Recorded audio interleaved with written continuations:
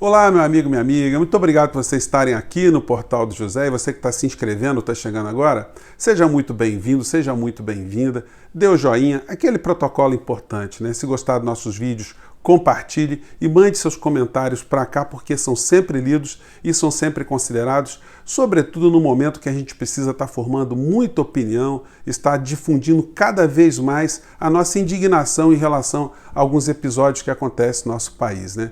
Eu gosto muito de enxergar vocês que estão aqui no nosso portal, são mais de 208 mil pessoas, como novos abolicionistas, porque a luta contra a escravidão no nosso país ainda não acabou. É uma luta permanente. A luta contra o racismo, o preconceito e a ignorância, ela é permanente. E quando nós vemos o mais alto representante do nosso país indo para um encontro mundial de líderes, falando as maiores aberrações racistas que se tem notícia que algum líder já fez no mundo, a gente tem que ficar muito indignado. A gente vê que a nossa luta, ela vai muito além. Esse abolicionismo, ele tem que ser cada vez mais permanente e cada vez mais incandescente. Eu vou colocar algumas imagens aqui, mas antes eu gostaria de falar de alguns panos de fundo no meio dessa história. Falar de racismo no Brasil não é uma tarefa muito fácil. Eu tenho muita humildade para enfrentar esse tema, porque para além, né, de ler sobre o assunto, de estudar sobre o assunto, de tentar entender do assunto, me falta a experiência na minha própria pele de vivenciar o racismo. Eu já vivi algumas experiências fora do Brasil, como latino, né?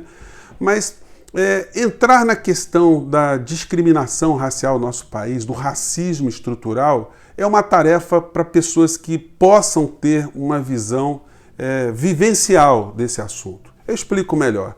É como se alguém perguntasse para mim, ou para você que é homem, que está assistindo o nosso Portal do José hoje, como é que é gerar uma criança? Qual é o sentimento que se tem de parir uma criança? O que passa no nosso corpo com a gravidez? Olha, por mais que a gente queira penetrar no meio dessa experiência, nós não vamos conseguir traduzir. É necessário somente quem vivenciou essa experiência que possa dar um depoimento e mesmo assim esse depoimento não será capaz de traduzir de uma forma muito intensa essa vivência.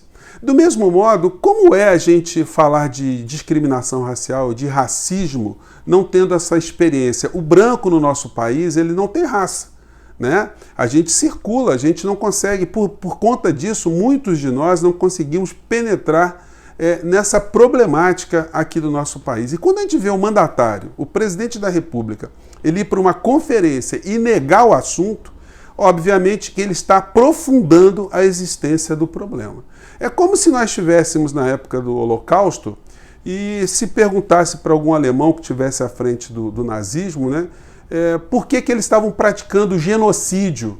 Ele ia dizer, não, nós não estamos praticando genocídio. Ele ia dar ali e adorar a pílula, né? Na África do Sul, quando tinha apartheid, eu tive a experiência de conversar com um sul-africano, e ele dizia, não, nós não fazemos uma discriminação, nós simplesmente nos resguardamos nos nossos ambientes. A gente tem o nosso bairro, a nossa cidade, a gente não permite que outros venham para cá tirar a nossa privacidade. Como vocês podem ver, tudo depende do ponto de vista das pessoas, das classes, né, e de como a coisa é enxergada e é interpretada.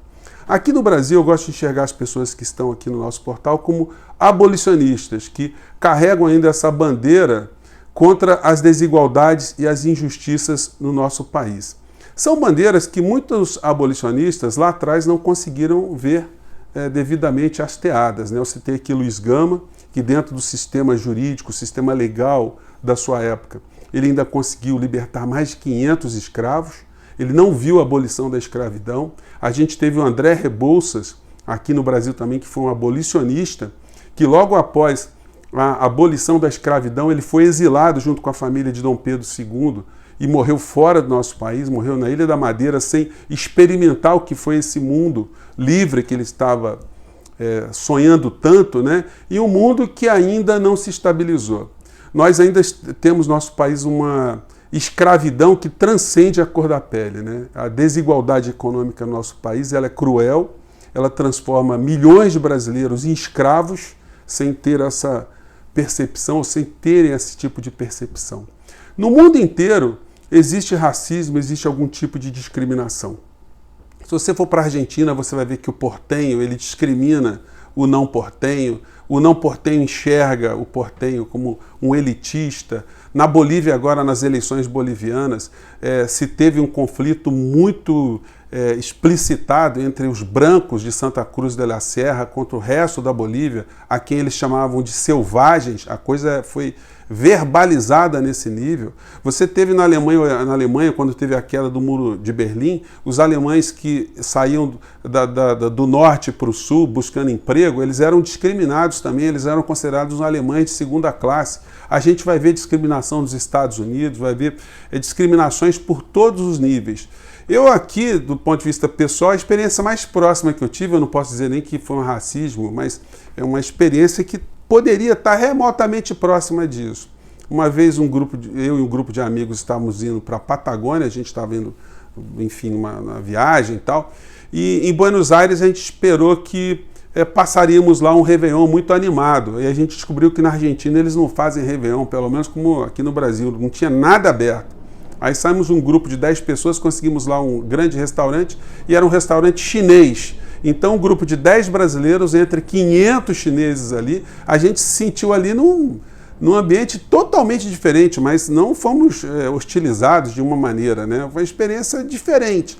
E eu tive uma vez também na Alemanha, num restaurante grande, né? E eu fui convidado com a minha família a sentar lá num canto. Achei meio estranho aquilo, perguntei por quê. Ele disse, o gerente, o garçom lá, que tinha uma área reservada, enfim, e a gente foi lá para um canto. Fiquei até a hora de encerrar a atividade do restaurante e não chegou ninguém. Ou seja, ele identificou o meu grupo familiar ali com um grupo de latinos e colocou a gente lá num canto. Se fosse no Brasil, eu chamava a polícia, eu processava o restaurante, né? Mas estávamos fora, eu fiquei muito indignado com essa experiência. Mas essas experiências, elas não conseguem traduzir esse racismo estrutural que nós temos no nosso país. E para aprofundar mais nesse assunto, eu quero convidar vocês a conhecer uma pessoa, quem não conhece ainda, que é o professor Silvio de Almeida. Vou colocar a foto dele aqui, deixa eu ver se eu acho aqui. Pronto, professor Silvio de Almeida, que é intelectual, é um filósofo, é um jurista. Escreveu um livro agora chamado Racismo Estrutural. Para quem não puder comprar o livro, adquirir o livro, pesquisem tudo que existe de Silvio de Almeida na internet, no YouTube. Eu vou colocar uma palestra dele que tem 1h40. Vocês podem assistir aos poucos, quem não conseguir assistir de uma maneira geral. Mas é um abolicionista moderno.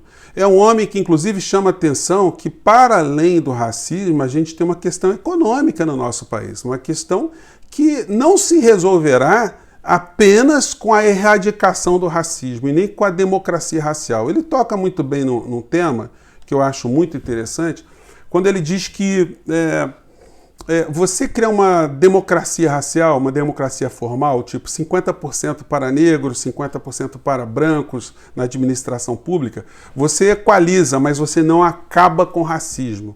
A gente tem no Brasil outros tipos de racismos e de preconceitos, e eu acho que a luta nossa tem que ser essa do abolicionismo contra a ignorância, o preconceito e hoje contra o governo brasileiro, que é um governo racista, porque na medida que ele vai para um fórum internacional e nega a existência do racismo, ele está praticando o aprofundamento do racismo. Vou relembrar aqui só uma questão que eu coloquei para vocês no outro programa, que foi a fala do Bolsonaro sobre isso aí. Vamos pegar rapidamente aqui para quem não assistiu outro programa. Vamos lá.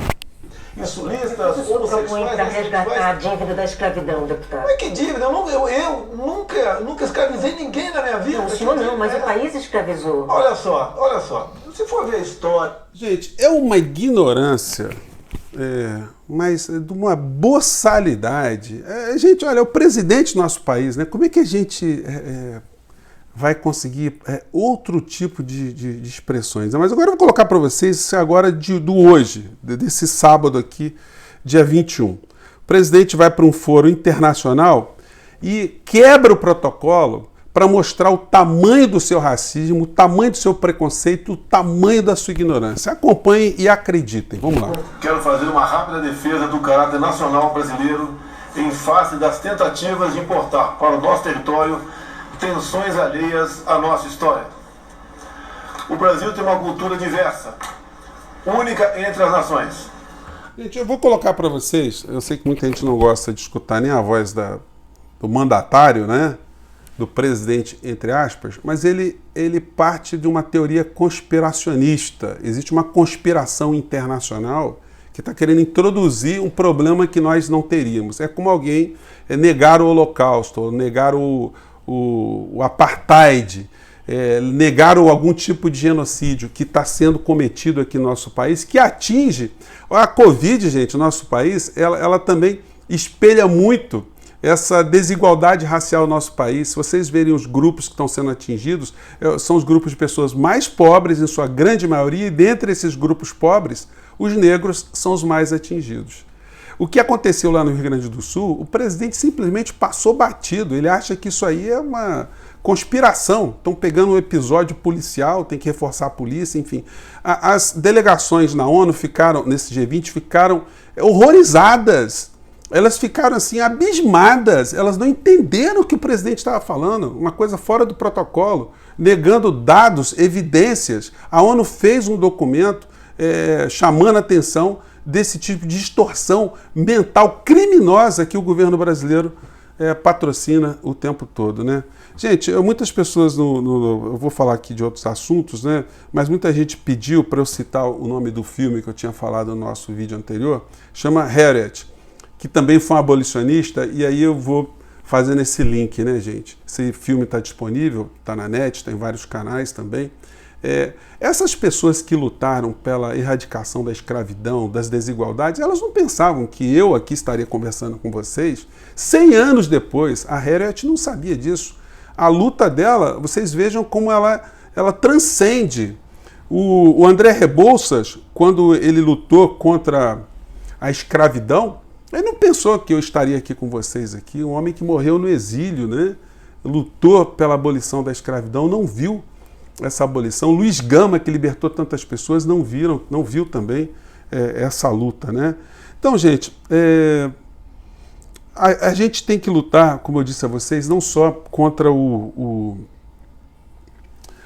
racismo, né? Mas contra essa ignorância abissal que é a mãe de tudo isso. Esse pessoal aqui, ó, que segue o presidente, não vou nem colocar hoje, eles dizem que os comunistas querem a revolução. Então, é esse tipo de situação.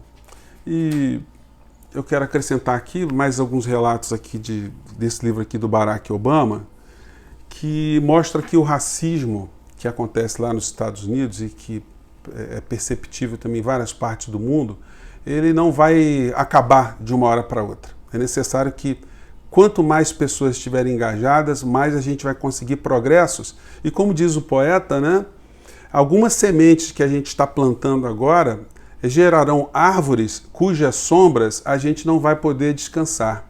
Mas a gente vai ter gente falando da gente lá na frente.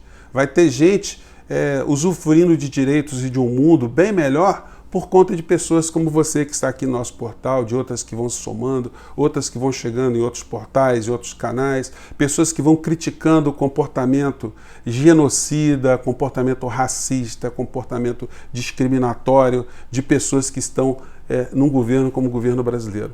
Atuar, portanto, contra o racismo é lutar contra a injustiça social, contra o preconceito, contra a ignorância, contra a burrice, contra o crime e contra a má-fé a serviço de pequenos grupos. Gente, espero ter jogado algumas questões para o nosso papo de hoje e a gente não deve perder jamais a nossa capacidade de se indignar contra as injustiças e de lutarmos cada dia mais pela abolição dos brasileiros no nosso país, independente das questões tão cruciais que nos incomodam, que nos atordoam, que estão tão numa corrente contrária, né?